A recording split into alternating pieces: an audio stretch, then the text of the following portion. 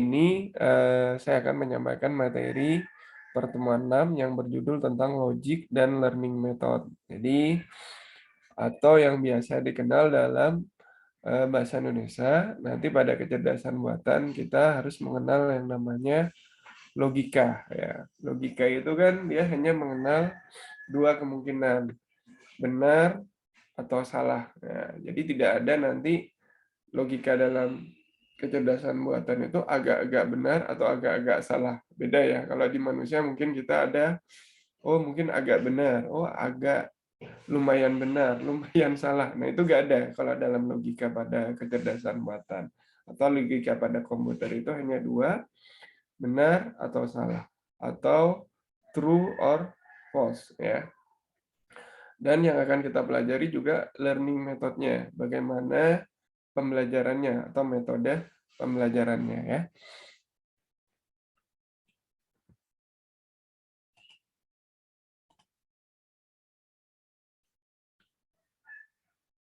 Nah ini logika dalam kecerdasan buatan. Logika dalam AI digunakan sebagai suatu cara untuk menyampaikan fakta. Fakta kembali lagi definisinya fakta di sini ada apa?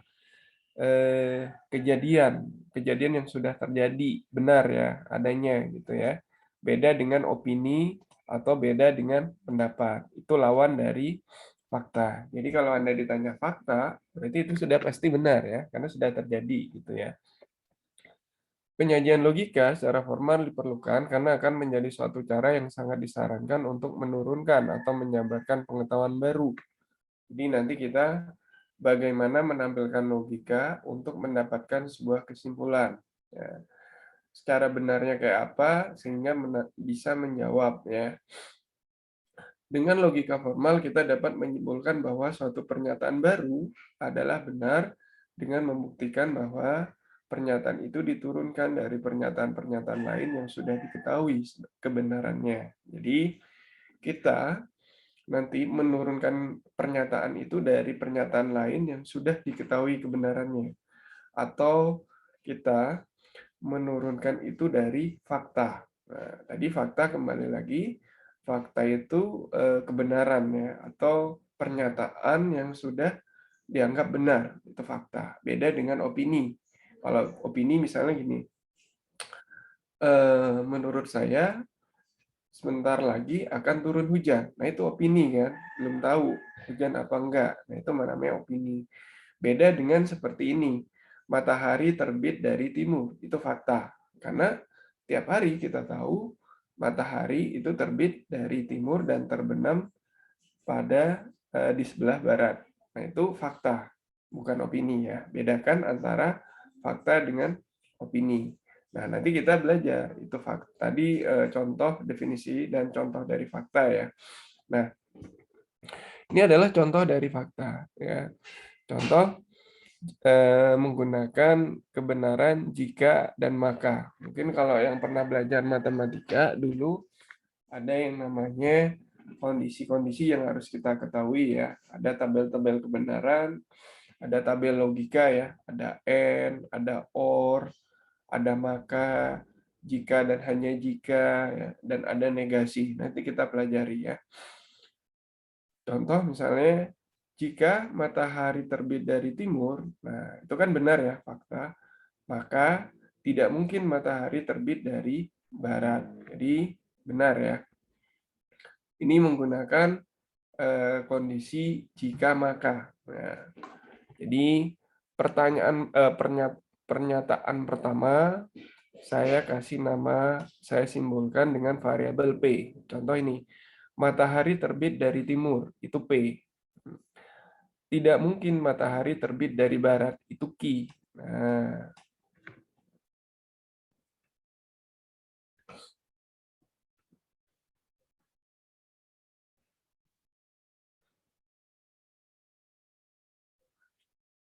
ya ini ya, maka simbolnya nanti gini. P maka Q. Nah, ini ya. P isinya tadi apa? Matahari terbit dari timur. Sedangkan Ki tidak mungkin matahari terbit dari barat. Nah, kita lihat P di sini isinya kan matahari dari timur, benar. Ya. Sedangkan Q tidak mungkin matahari terbit dari barat, itu benar juga. Ya. Maka kita baca benar maka benar. Berarti benar maka benar itu nilainya kalau pada maka itu akan bernilai benar. Nah, itu contohnya ya. Nanti kita lihat contoh lainnya seperti apa. Ini contoh sederhana ya. Jadi dari pernyataan kita simpulkan.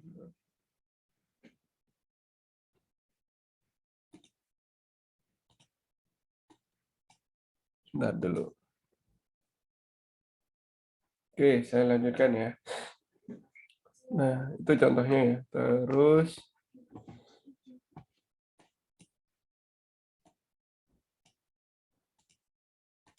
nah ini sejarah singkat logika ya. Pertama kali dikenalkan Aristoteles namanya ya, ilmuwan dari Yunani. Itu pada tahun 384 sampai 322 ya. Terus untuk simbol logikanya mulai digunakan itu oleh G.W. Leibniz ya, Leibniz itu pada tahun 1646 sampai dengan 1717. Nah, tetapi dilupakan setelah ia meninggal. Kemudian dicakup lagi oleh Josh Bull pada tahun 1815 sampai 1864. Nah, itu sejarah dari cara singkat dari logika ya, atau ya yang kita kenal dengan kecerdasan buatan. Nah, terus, nah jadi di dalam ini ya logika tadi kan kita mengapa hasilnya benar Pak kan? Berarti ada inputan yang harus kita tahu. Ada input diproses oleh logikanya dan ada output ya. Inputannya itu adalah fakta atau yang kita sebut dengan premis ya. Kayak tadi ya. Matahari terbit dari timur. Itu fakta kan? Itu bisa sebagai inputan ya.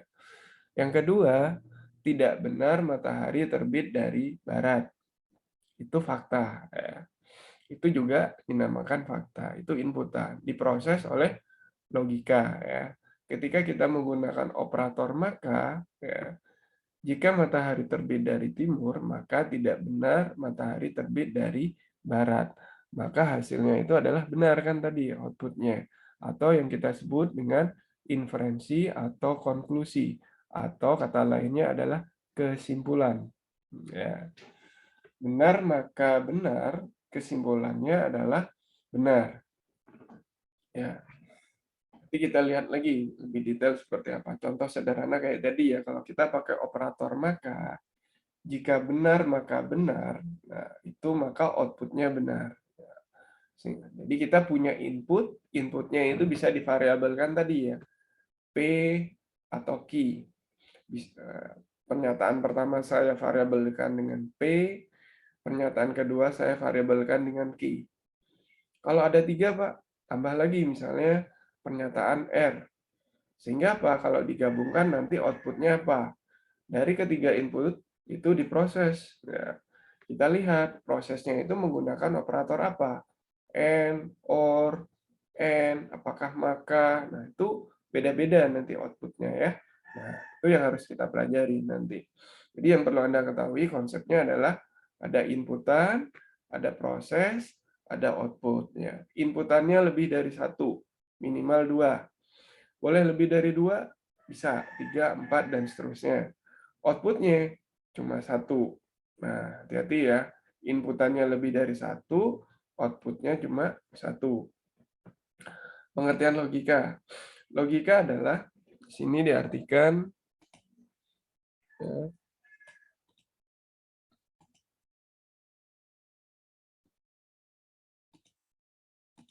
ini pengertian dari logika ya. Logika adalah bentuk representasi pengetahuan yang paling tua. Proses logika adalah proses membentuk kesimpulan atau menarik suatu inferensi berdasarkan fakta yang telah ada. Input dari proses logika berupa premis atau fakta-fakta yang diakui kebenarannya, sehingga dengan melakukan penalaran pada proses logika dapat dibentuk suatu inferensi atau kesimpulan benar juga. Nah, itu ya. Jadi inputannya itu berasal dari fakta. Outputnya itu kita sebut dengan inferensi atau kesimpulan. Nah, itu ya logika itu input, proses, outputnya. Nah, tadi kalau di kecerdasan buatan itu hanya mengenal nanti benar atau salah. Tidak ada agak-agak benar, tidak ada agak-agak salah, atau lumayan benar atau lumayan salah. Itu tidak ada ya. Jadi ingat ya, kondisinya hanya dua, outputnya benar atau salah. Jika tidak benar, maka salah. Jika tidak salah, maka benar.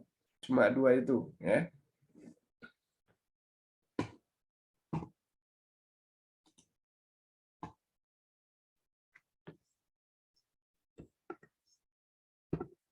Oke, saya lanjutkan. Nah, ini adalah simbol-simbol yang digunakan. Ya. Simbol-simbol yang digunakan, nih ya, simbol siku itu kita sebut not atau negasi. Jadi lawannya ya. Kalau benar dinotkan itu adalah salah. Kalau true dinotkan jadi false ya. Ini adalah simbol dari and ya, atau dan ya. Atau kita sebut dengan konjungsi simbolnya. Yang ketiga adalah or, simbolnya di sini terbalik ya. And hati-hati ya, jangan ketukar antara and dengan or. Kalau or itu adalah disjungsi. Nah, panah ke kanan itu adalah jika atau implikasi. Nah, tadi sudah saya gunakan ya. Jika matahari terbit dari timur, maka, nah pakai ini ya, simbolnya kan tadi, maka tidak benar jika matahari terbit dari barat. Nah, itu saya menggunakan operator atau simbol implikasi. Terus, jika dan hanya jika, dua arah, ada dua anak panah. Ya. Terus ini adalah titik dua, itu adalah artinya assignment, atau sama dengan, atau equivalent. Sedangkan yang ini adalah untuk for all atau semua ya, hampir sama dengan or ya. Cuma ini yang sering digunakan adalah and, or, dan jika ya. Nah ini. Itu semua kita namakan formula atau simbol-simbol yang digunakan ya. Nah, nanti kita gunakan bagaimana menggunakan simbol-simbol ini ya.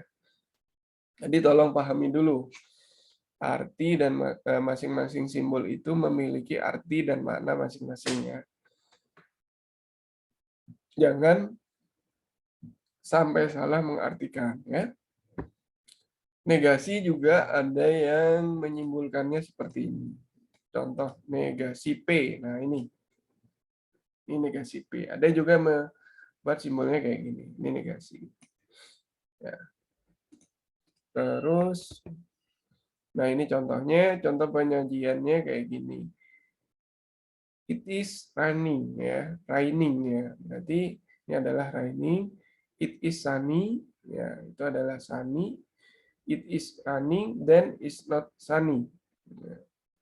Raining ya, pakai simbol maka ya tadi, maka not sunny. Ya. Jadi ya, nih pernyataan yang pertama ya. Saya simbolkan dengan P ya. P. It is raining berarti sekarang kondisinya adalah raining ya. It is sunny berarti kondisinya sekarang sunny. Niki ya, saya simbolkan dengan ki. P maka nah ya, kan it is running then it is not sunny. Berarti apa? Not sunny. Berarti kalau not kita pakai negasi atau ini simbolnya negasi ki. Nah, ini. Sunny then ya, it is not sunny. Nah, jadi dua pernyataan ini bisa saya sederhanakan menggunakan simbol ini. Pertama, saya tahu jika P itu variabel yang berisi raining. Ya. Rain, ya. Terus, maka ya, not sunny. Ya. Ingat, kalau kita mau menggunakan not, berarti kita pakai negasi. Ya. Oke, contoh lain lagi. Socrates is a man. Bisa disimpulkan secara pernyataan Socrates man. Plato is a man. Berarti bisa ditulis secara pernyataan Plato man. Ya. Ditulis dengan cara lebih simpel, man dalam kurung Socrates, man dalam kurung Plato. Jadi lebih sederhana lagi ya, dituliskan menggunakan simbol-simbol tadi ya yang sudah kita ketahui. Apa tujuannya? Agar penulisannya bisa lebih simple atau lebih sederhana lagi ya.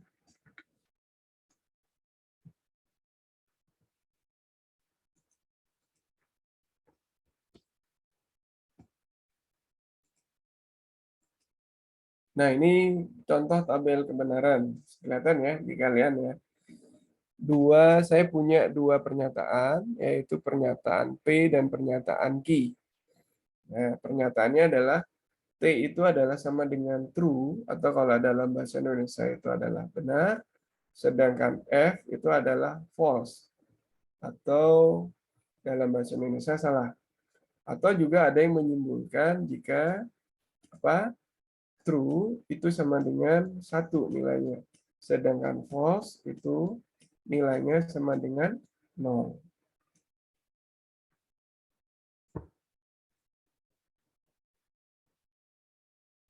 Ya, jadi diingat-ingat ya, T itu simbol dari true, F itu simbol dari false, true bisa diwakili oleh angka 1, F itu bisa diwakili oleh angka 0, atau benar, salah, boleh, silakan. Anda mau menggantikan T dengan B, itu boleh. F dengan S, boleh. Yang penting begitu ya. Jangan sampai terbalik. Itu sudah pakem ya. T itu sama dengan 1, jangan diganti dengan T sama dengan 0. Karena kalau 0 itu artinya adalah salah atau false. Ya. Nah, saya punya dua pernyataan. Ya, dua pernyataan, maka akan berjumlah berapa? Nah, ada rumus, yaitu 2 pangkat N. Kalau saya punya P dan Q, berarti 2 kan? 2 pangkat 2. 2 pangkat 2 berapa? Sama dengan 4. P-nya ditulis 4 ke bawah, Q-nya ditulis 4 ke bawah. Dengan kombinasi. Ya. Kalau 2 berarti true-nya 2 kali, false-nya 2 kali. Baru Q-nya itu adalah true false, true false, true false. Kalau saya punya 3 pernyataan, Pak, berarti Anda bikin 2 pangkat 3. 2 pangkat 3 berapa? 8. Berarti kita bikin 8 ke bawah nanti ya. Berarti P pertama true-nya itu 4. False-nya 4. Ya. Q-nya baru false-nya 2 kali. Ya. True-nya 2 kali, false-nya 2 kali. Baru R-nya, pernyataan yang ketiga, true false ya, gitu ya. Nah, ini contoh sederhana dulu untuk yang dua pernyataan. Nah, ingat ini adalah simbol apa tadi? Simbol N ya, nggak salah. Ya, saya takut suka ketukar juga.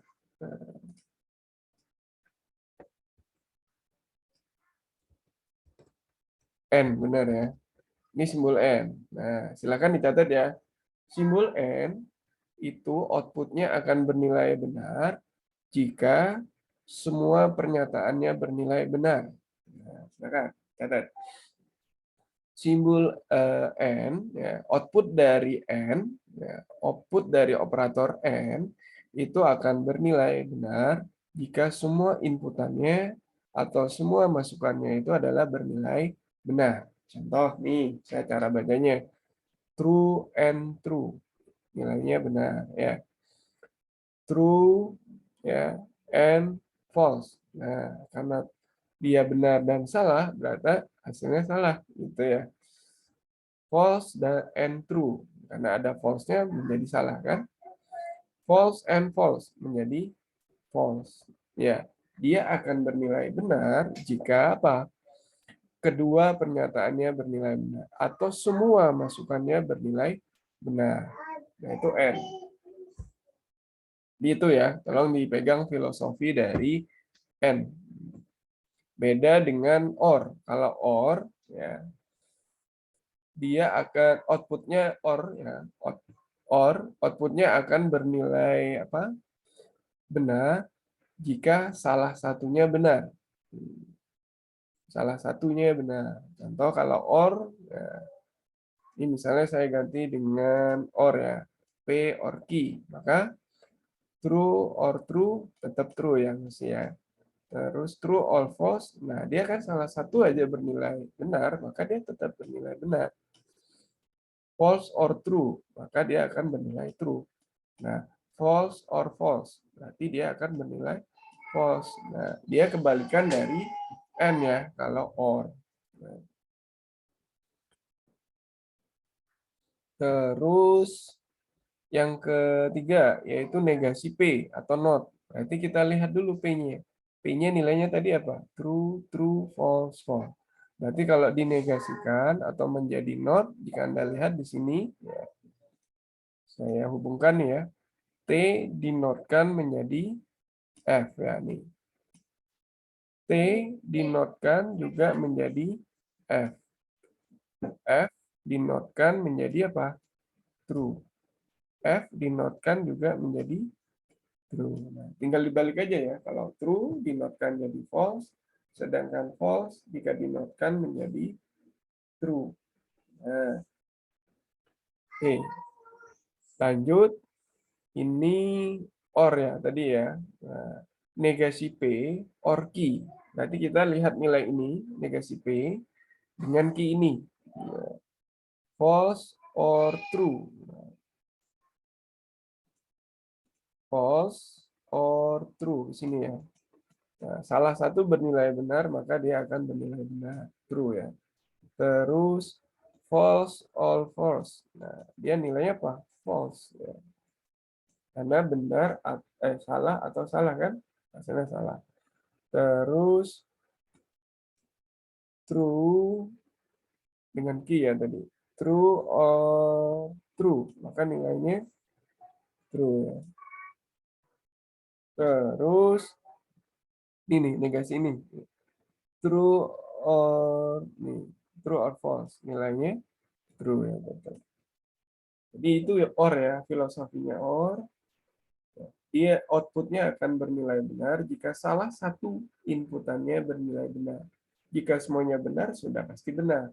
Yang penting salah satu bernilai benar atau true, maka outputnya adalah bernilai benar. Itu pada or. Pada maka, jika ini ya simbol maka tadi. P maka Q.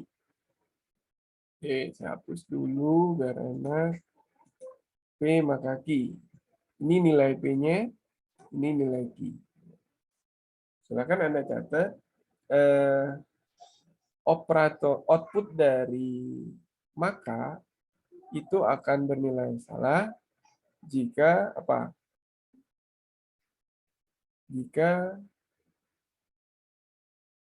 Jika semua outputannya bernilai salah. Nah, ini. Bentar, nah, aku keliru saya. Maka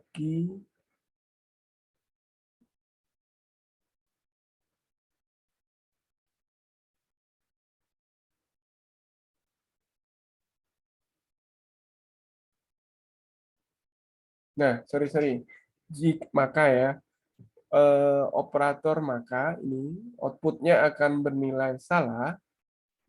Outputnya akan bernilai salah jika operatornya ini ya, true maka false. Atau kalau di tadi saya lihat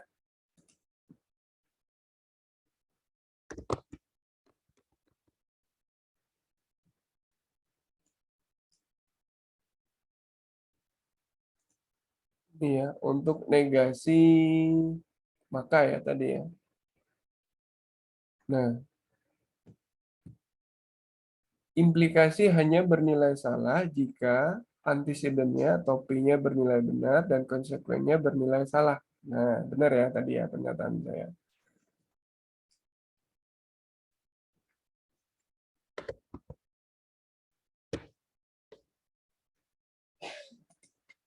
Nah, ya. Dia akan bernilai salah jika sorry ini ya. Jika dia akan bernilai salah jika pernyataannya benar maka salah. True maka false ya. Benar maka salah. True then false. Ya, itu akan bernilai false. Sisanya akan bernilai benar. Contoh kayak gini. True then true, maka nilainya true. True then false, maka bernilai false. False then true, itu bernilai true. Ya. False then true, false then false, maka akan bernilai true. Nah, dia akan bernilai false jika P-nya itu sama dengan T dan Q-nya sama dengan F. Nah, tuh. Terus selanjutnya ini simbol dari apa?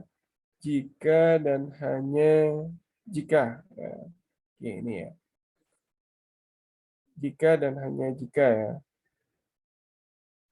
Dia akan bernilai benar jika inputannya sama. Ya, ini ya. Dilihat, dia akan bernilai benar jika inputannya sama. Inputan sama itu berarti true true semua ya. False semua.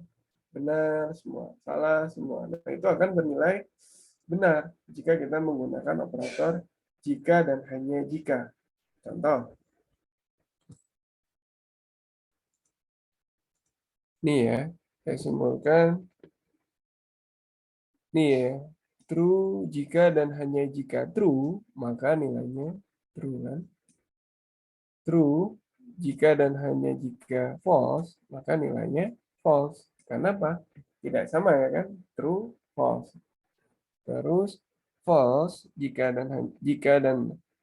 false dan hanya jika true, maka nilainya sorry ini ya, false. Nah, jika dan hanya jika false, nah false semuanya ya, maka nilainya true ya. Nah, itu ya. Jadi tolong itu ya. Jika dan hanya jika itu akan bernilai true jika semua inputannya bernilai sama. Mau false semua kah, mau true semua kah, nah itu akan bernilai true. Tapi kalau ada salah satu aja bernilai false atau benar, itu akan menyebabkan dia akan bernilai false ya inputannya. Selanjutnya, nah ini apa?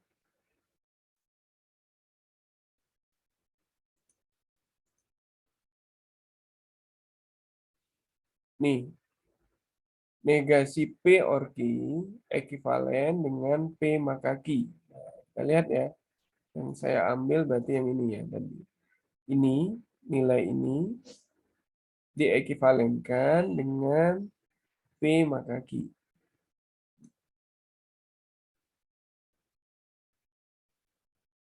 Ya. Diekivalenkan berarti kalau sama semua, mau true semua, mau false semua, itu akan bernilai true. Contoh ya, true ekivalen dengan true, ya true. False ekivalen dengan false, ya benar. True ekivalen dengan true, ya benar. True ya. True ekivalen dengan true, true. Beda dengan misalnya nanti ada kondisi true ekivalen dengan, sorry, bukan S ya. Apakah true berekivalen dengan false? Maka nih nilainya menjadi false. Karena apa? Tidak benar kan ya. True itu samanya dengan true. False itu samanya dengan false ya. Oke, itu ya. Nah, itu. Ini namanya tabel kebenaran. Sampai di sini dulu. Mungkin ada yang mau ditanyakan penjelasan saya tadi.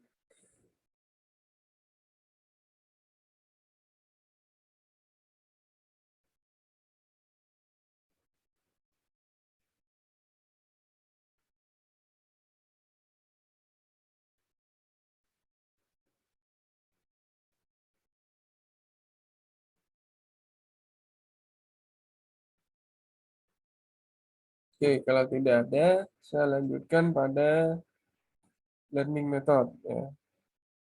Contoh, jika diberikan dua pernyataan bernilai benar, Contoh pernyataannya P ya. P hari hujan, Q jalanan basah. Itu pernyataannya. Jadi fakta ya, hari hujan, hujan. Maka yang dapat dibentuk bernilai benar antara lain hari hujan dan jalanan basah. Sehingga saya bisa tuliskan seperti ini ya. P, P dan Q ya tadi. Nah, itu maka akan bernilai true. P-nya true, Q-nya true ya. Jika hujan, maka jalanan basah. Ya, pakai maka. Ya. Jika hujan, maka jalanan basah. Berarti jika hujan itu adalah P ya, jalanan basah itu adalah Q.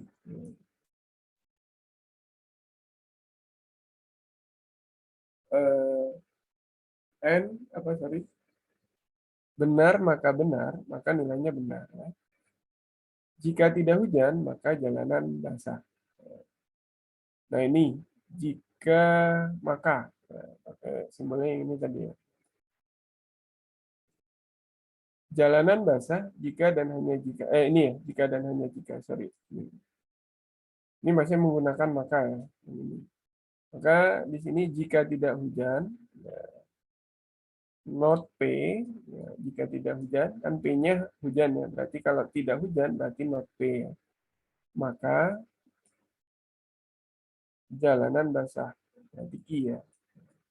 Q-nya true terus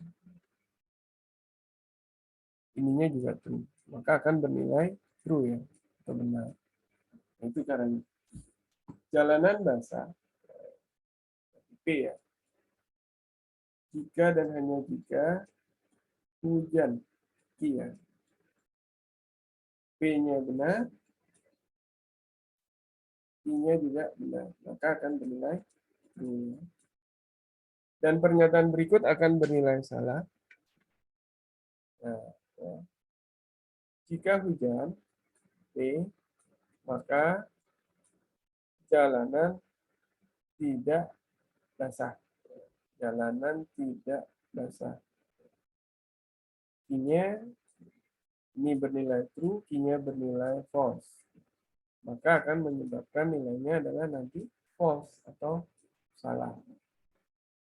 Hujan dan jalanan tidak basah. Nah, hujan itu adalah P dan jalanan tidak basah. Nyataannya jalanannya basah ya, tadi kata Ki kan. Tapi P-nya bernilai true, tapi Q-nya bernilai false. Sehingga kalau P, N, F, maka akan bernilai F. Ingat tadi filosofi dari N, dia akan bernilai benar jika semua inputannya bernilai benar. True and true. Itu akan bernilai true. Kalau true and false, maka akan bernilai false ya.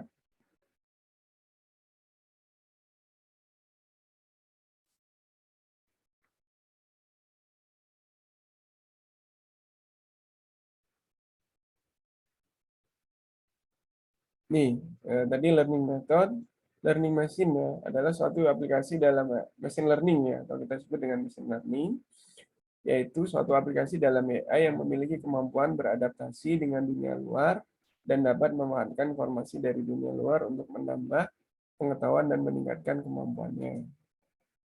Kata mesin digunakan untuk membedakan dengan manusia yang secara alami memiliki kemampuan belajar. Jadi, kalau nanti Anda mendengar kata-kata mesin learning, itu adalah sebuah mesin, bisa berupa aplikasi yang sudah tertanam sebuah algoritma yang apa ya, memiliki kecerdasan seperti manusia. Ya.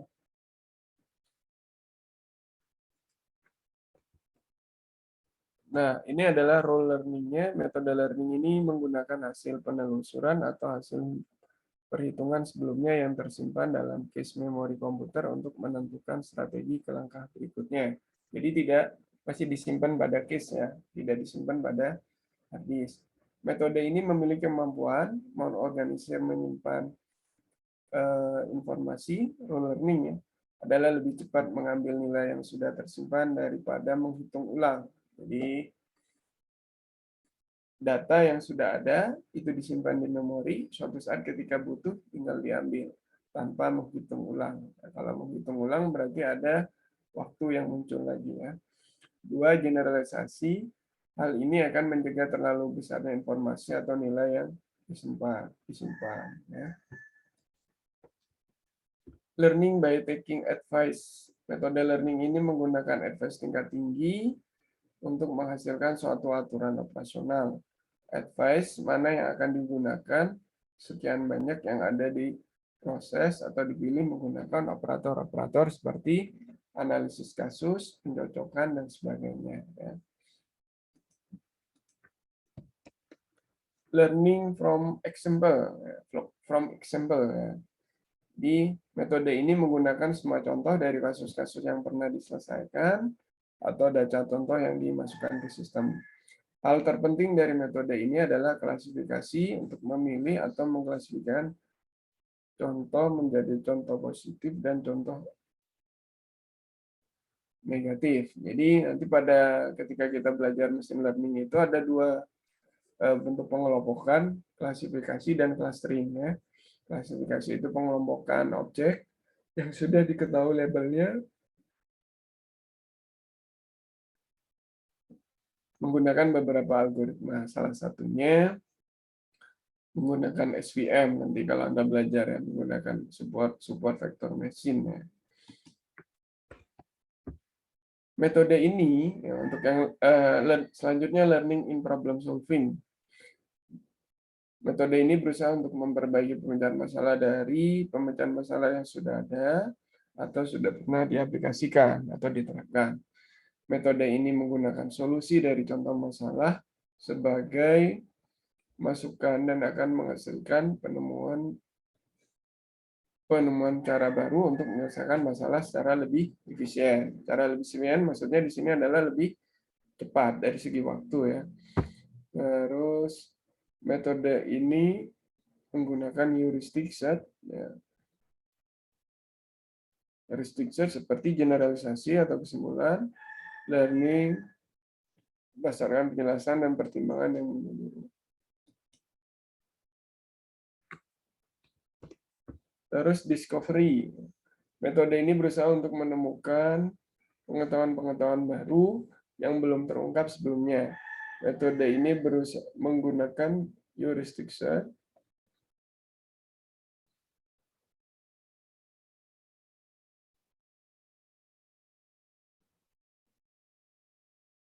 ya, metode discovery ya.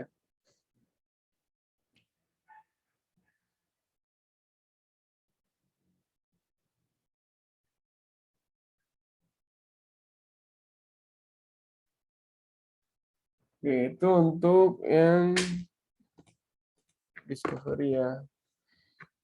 Oke, itu materi Anda pada hari ini. Mungkin ada yang mau ditanyakan untuk materi hari ini. Terutama untuk yang tabel kebenaran tadi ya. Kalau silakan, saya tunggu sambil saya buat berita acara untuk hari ini ya.